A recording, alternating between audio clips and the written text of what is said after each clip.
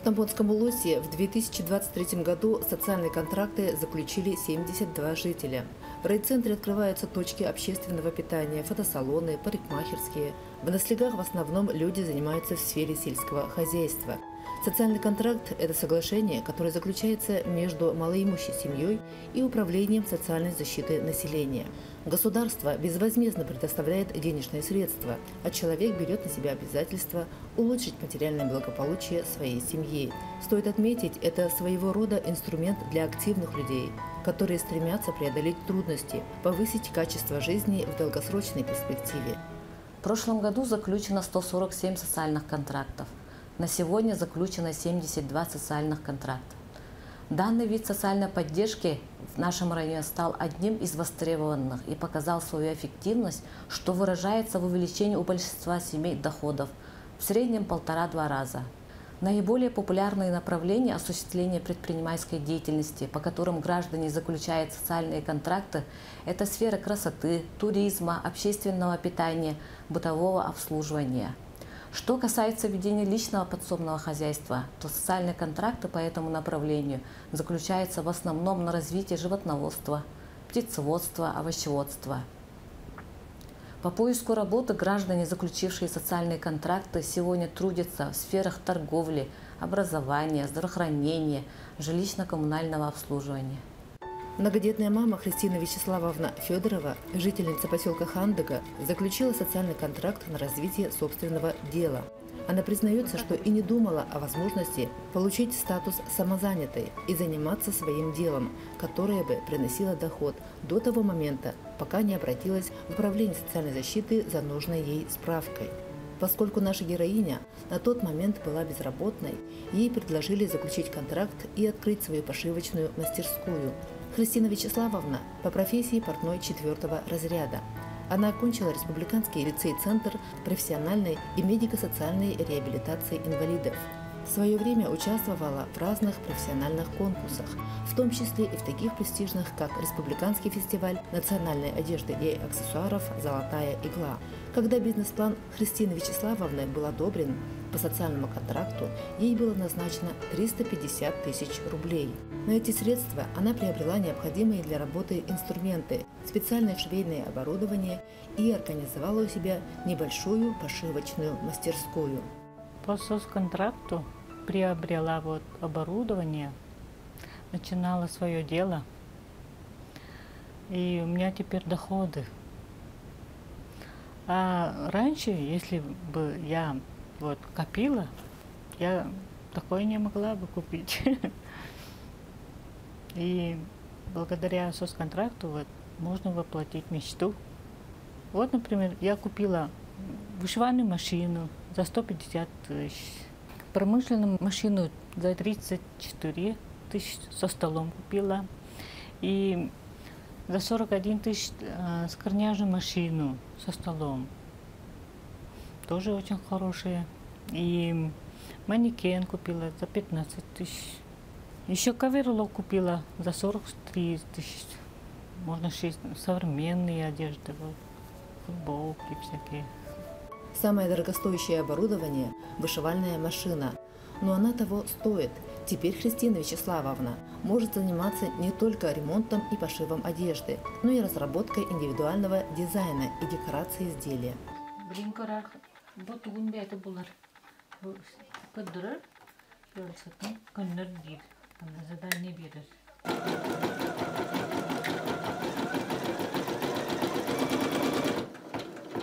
Я в своей вышивальной машине вышивала цветочки. И могу это записать. Фамилия, имя, название. Всякое можно написать, например, рисунки. Для организации и предприятий можно название вышивать на футболках или какие-нибудь фартуках или любой одежде. И я хотела программу купить, чтобы сделать свой дизайн. Например, эмблемы делать можно. И любую там рисовать можно, да. природу или свой дизайн можно делать. Свое дело Христина Вячеславовна открыла в марте 2023 года. И дело пошло. Ведь она мастер на все руки, да и современное оборудование в деле, что значительно облегчает и ускоряет работу. Сейчас поступают как индивидуальные, так и коллективные заказы.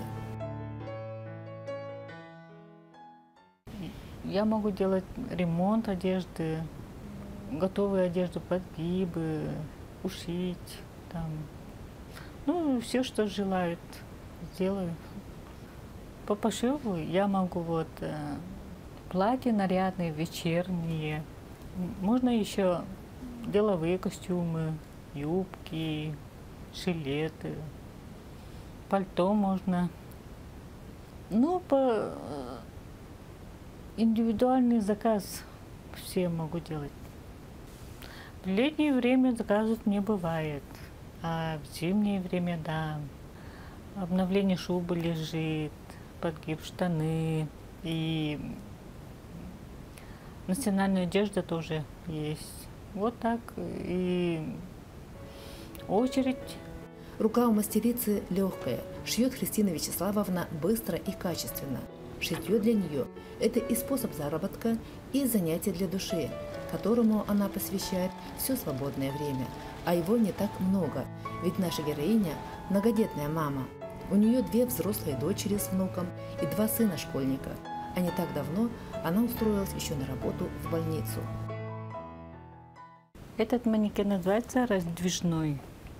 По размеру это можно изменится по размеру. Можно и потоньше делать, потолще делать. И с манекеном работать очень удобно, даже лучше. И у них такое приспособление есть, чтобы длина была ровная, подрезать ровно по кругу так идет. Стилизованные холода я шью около недели. Бывают срочные заказы, стилизованные, короткие и без отдыха даже. Можно сутки. И чтобы качественно шить, конечно, медленно надо шить, долго. От навыка зависит. Если клиент просит новую одежду, если я никогда не шила, это медленно будет, да. А с навыками можно быстро шить. В короткое время я могу шить традиционные холода и детские одежды национальные, потому что у меня в основном много заказов на эти, и навык есть, поэтому.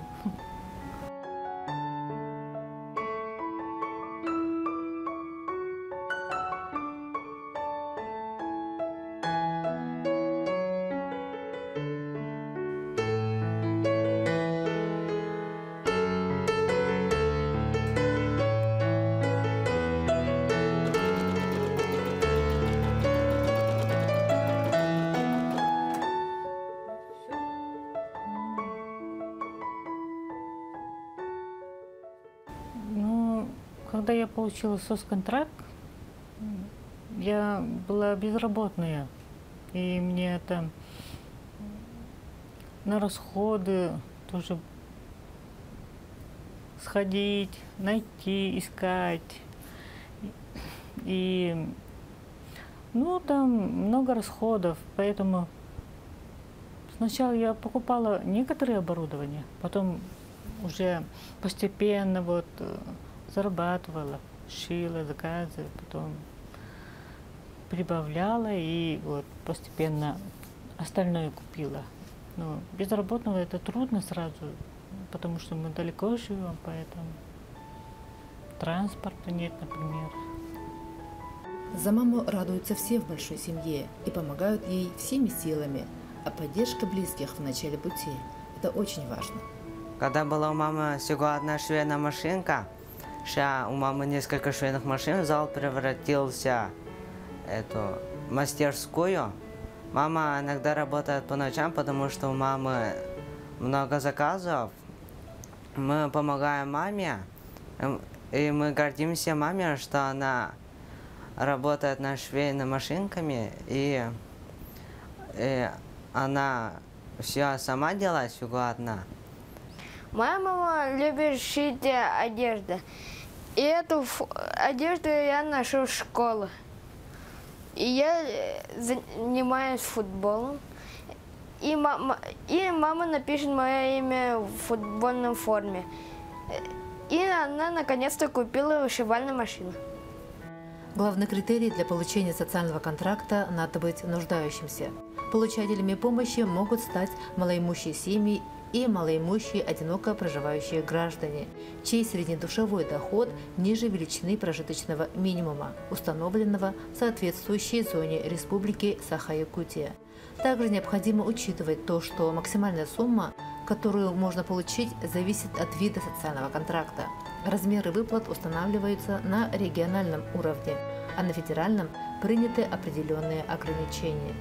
После получения всех документов специалисты Управления социальной защиты населения составляют лист собеседования, в котором, со слов заявителя, фиксируются сведения о проблемах семьи, предложения по выходу из трудной ситуации.